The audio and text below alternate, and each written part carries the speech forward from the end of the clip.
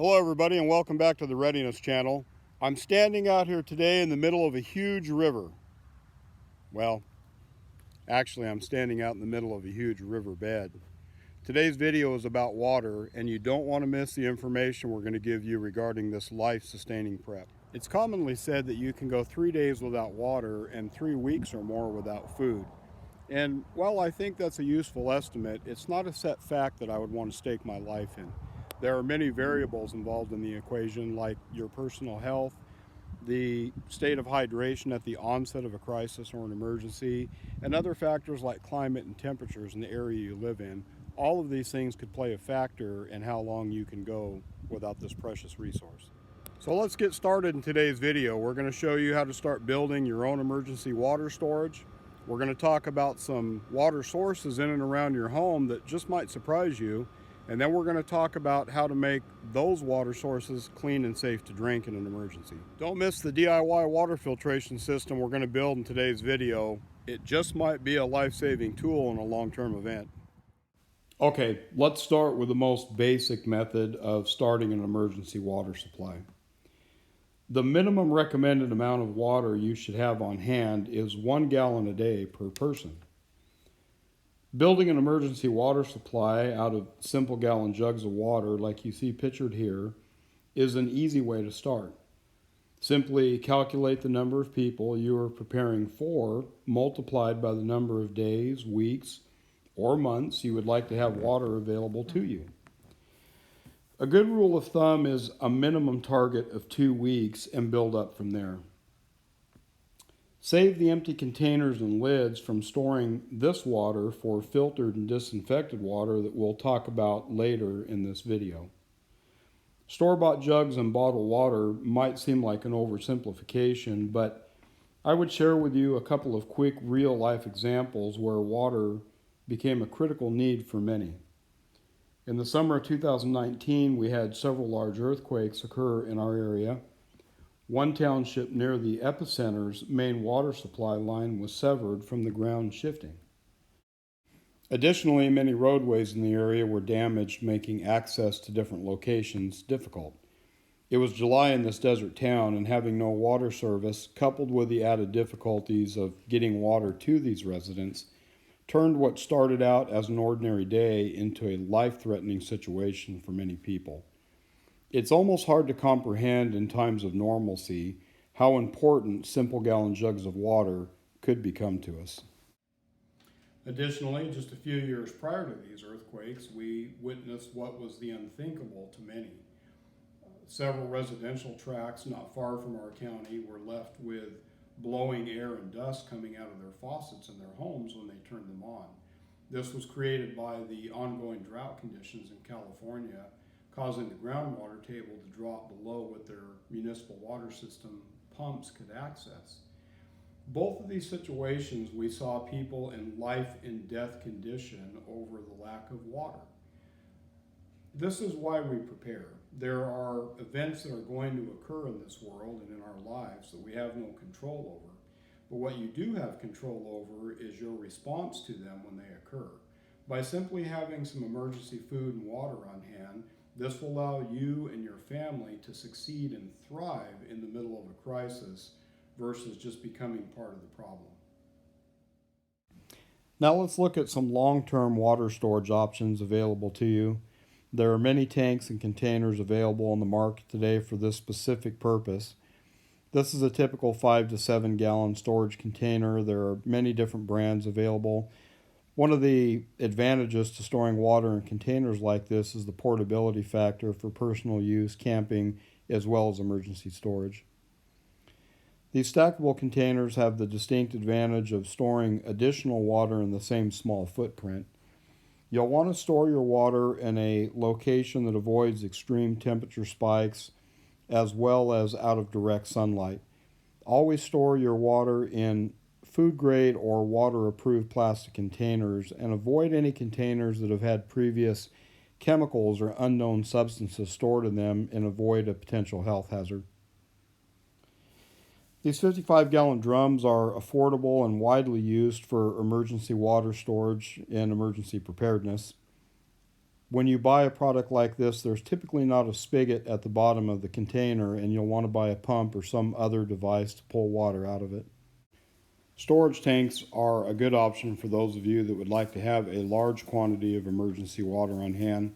Tanks like this are available in sizes ranging from under 100 gallons to in the thousands of gallons. Now let's take a look at a couple of common water sources available in most homes. This is a 40-gallon hot water heater with a good supply of water in its tank. Be sure you know and understand how to shut off your incoming water supply as well as gas or electrical if you have an electric unit. And be careful not to open up any valves on the unit to get water out while under heat and pressure and avoid burns and other injuries. In situations like floods, sewage breaches, or any other type of contamination reaching the main water supplies, I would shut off the incoming water valve to my hot water heater before accessing any of the water in it. Additionally, I would close off the main water valve outside of my house, shown in this example here. It's very important to know where your main water and gas shutoff valves are located outside of your residence. It's very possible you would need to access these in the aftermath of an earthquake or other emergency to shut off water and/or gas problems that might be occurring at your house. Most residential toilets have anywhere from 1 to 2 gallons of usable water in the upper tank. I would still sanitize and disinfect this water for drinking purposes, which we'll talk about later in the video. There are several manufacturers that make water bladder storage systems like you see pictured here. The only drawback to this system is you would have to know that there is a threat coming your way in order to have time to get it out, fill it up in your bathtub, and have a supply of emergency water available. Now let's think about resources that might exist around your home or where you live. With the technology available today like Google Maps and Google Earth, there's no good reason for us not to do a little bit of research around our area and learn where vital life-sustaining resources might exist. Now let's look at some methods that are commonly used to clean and sanitize water for human consumption. The three primary methods used for making questionable water safe to drink are heat, chemical, and filtration. The information you see in front of you, taken from the CDC's website, provides some easy to follow practical information on how to boil your water and make it safe to drink. It should also be noted that any water contaminated with harmful chemicals or toxins cannot be made safe by boiling or disinfection and should be avoided at all costs. There are several different chemical options available for disinfecting water. Common household bleach is a useful tool according to the CDC. It is important, however, to make sure that your bleach meets the percentage range described in the information card presented to you here. That can easily be confirmed by looking at the label on the back of your bleach bottle. Additionally, make sure that you're using bleach that is unscented and does not have any additional chemicals or additives put into it, as they can be hazardous for human consumption. Additionally, the CDC's instructions specify a 30-minute waiting period after the addition of the chemical. There are many different water filter options available on the market today. Water filters are often used for parasites like Cryptosporidium and Giardia. However, many filters are not effective for bacteria and viruses. Before you buy a product, know and understand what its filtration capabilities are. It is very important you do your own research and know exactly what a particular product does or does not do before you start filtering water with it. Okay, now it's time for us to put into practice some of the things that we've learned in today's video. For this simple mind exercise, you have purchased some emergency water storage for home, but sadly you didn't buy enough. The emergency crisis that you're now living in has extended beyond the supply that you had, and water has become a critical need for you and your family. You did, however, take the time to do some research online or by simply driving around your town and area, and you identified some potential water sources that you could tap into in an emergency. Now we have the problem of trying to make water like that clean for consumption. Water sources like this typically have bacteria, viruses, protozoa, and other dangerous organisms in it. But now we're going to actually video us taking water like this that we've collected and making it safer for human consumption. For the purposes of this exercise, I've also put in the additional problem of our cooking equipment in the kitchen being out of play. The value in doing this when you practice or train is it will show you or highlight any weaknesses or deficiencies you would have during an actual emergency. I've collected some water out of a local river in a 5-gallon bucket. I poured it into this boiling pot through a clean towel that filtered out any large particulate matter. And now we're just going to bring it to a boil per the instructions that we showed you earlier in the video. Additionally, at the end of the boiling process, I'm going to run this water through a filter, and then at the last step, we'll add a little bit of chemical treatment to it. Okay, our water came to a boil. We let it boil for approximately 1 minute. Be sure to pay attention to the elevation changes in those specifications in the information card that we showed you earlier. If you're at high elevation, you'll want to let it boil longer than this. Now we'll let this water cool down and we'll move on to the next step of filtration. Now let's build our DIY gravity feed water filtration system. There are commercially available products like this that range in the $300 to $400 price point. This is a very easily built system. It's very affordable. The most expensive part of what we're getting ready to show you is the black Berkey filters, which are a very high quality water filter available. And I've opted to use one of the very best that I could get my hands on versus something that maybe was a little less costly. Simply take a 5-gallon bucket. We're going to stack it on top of a lid to the other bucket. We're going to take a 3/8 drill and we're going to simply drill 2 holes through the bottom of the bucket through the other lid. Now we're going to take our Berkey filters.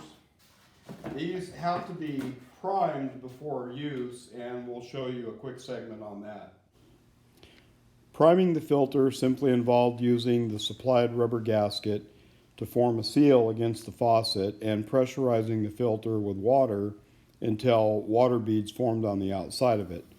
Per the manufacturer's instructions, that means the filter is now ready for use. This is also a good time to add that I am not affiliated or being sponsored by Berkey in any way in this video.